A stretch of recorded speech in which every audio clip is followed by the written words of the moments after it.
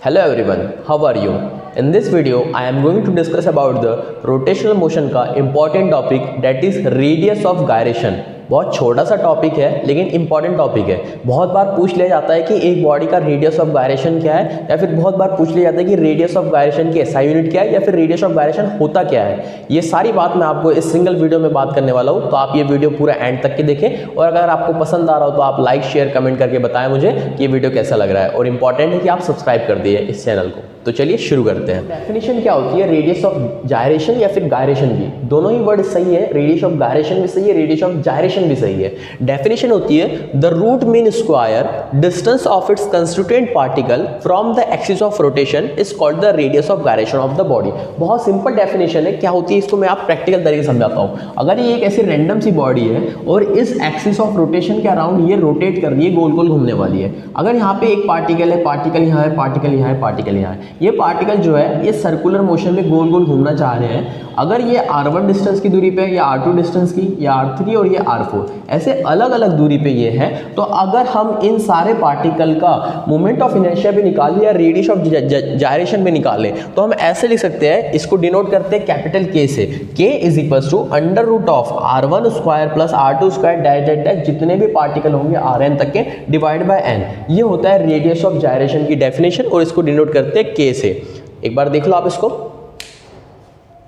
इसकी एक और डेफिनेशन होती है, काफ़ी इंपॉर्टेंट होती है, वो देखो।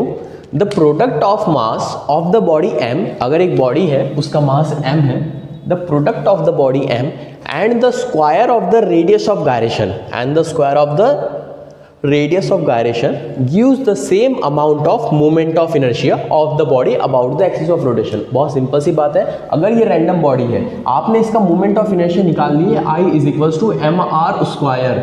अगर ये मोमेंट ऑफ इनर्शिया निकाले तो ये मोमेंट ऑफ इनर्शिया बराबर होगा I is equal to M mass of dead body and K square. यहाँ से अगर रेडियस ऑफ गायरेशन आप निकालना चाहे तो रेडियस ऑफ गायरेशन लिख सकते हैं I divide by M under root के अंदर। ये होता है रेडियस ऑफ गायरेशन का फॉर्मूला। एक ये फॉर्मूला हो गया, और एक वो जो पहले फॉर्मूला लिखे थे वो चीज़ एक बार फिर से लिख देते हैं। वो फॉर्मूला क्या होता है? K is equals to under root of r1 square plus r2 square plus dash dash dash dash rn का square divide by n number of particle जो है। ये दोनों ही फॉर्मूले काफ़ी ज़्यादा इंपॉर्टेंट है। इन दोनों से कभी कभी आपको क्वेश्चन देखने मिल रहे होंगे रेडियस ऑफ जायरेशन से रिलेटेड। अच्छा, एसआई यूनिट क्या होगी रेडियस ऑफ जायरेशन की? अगर इस वाले रिलेशन से हम देखें तो SI unit of moment of inertia क्या हो जाता है? kg metre square is equals to m की बात करें तो m का हो जाएगा kg, और k की हमको निकालना है तो k स्क्वायर की निकालना है। kg ने kg को मार दिया, इधर मीटर स्क्वायर है और उधर k स्क्वायर है, दोनों तरफ अंडर रूट ले लेंगे। अंडर रूट ले लेंगे तो इसने इसको मार दिया, इसने इसको मार दिया, यानी जो k है इसकी एसआई यूनिट हो गई है मीटर। रेडियस ऑफ जायरेशन की एसआई यूनिट होती है मीटर। बिल्कुल सही, समझ में भी आ रहा है। रेडियस है तो डिस्टेंस है, डिस्टेंस को किस में नापेंगे? लेंथ है, लेंथ को हम किस में नापेंगे? मीटर में नापेंगे।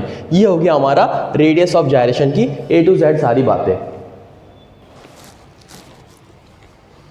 तो ये थी पूरी बात रेडियस ऑफ जायरेशन की। मैंने इसमें आपको डेफिनेशन बता दिया हूँ, दोनों प्रकार के डेफिनेशन बता दिया हूँ, दोनों फॉर्मूले बता दिया हूँ, ये भी बता दिया हूँ कि रेडियस ऑफ गायरेशन एक स्केलर क्वांटिटी है, इसको मीटर में नापा जाता है। सारी चीज़ें आपको बता दिया हूँ। आई थिंक आपको ये सारी चीज़ समझ में आई होंगी। अगर आई होंगी तो आप इस वीडियो को लाइक कर दें, कमेंट कर दें। बहुत छोटा सा वीडियो है, अगर सब्सक्राइब नहीं किया तो सब्सक्राइब भी कर दो। आज के लिए इतना ही, मिलते किसी और नेक्स्ट वीडियो में।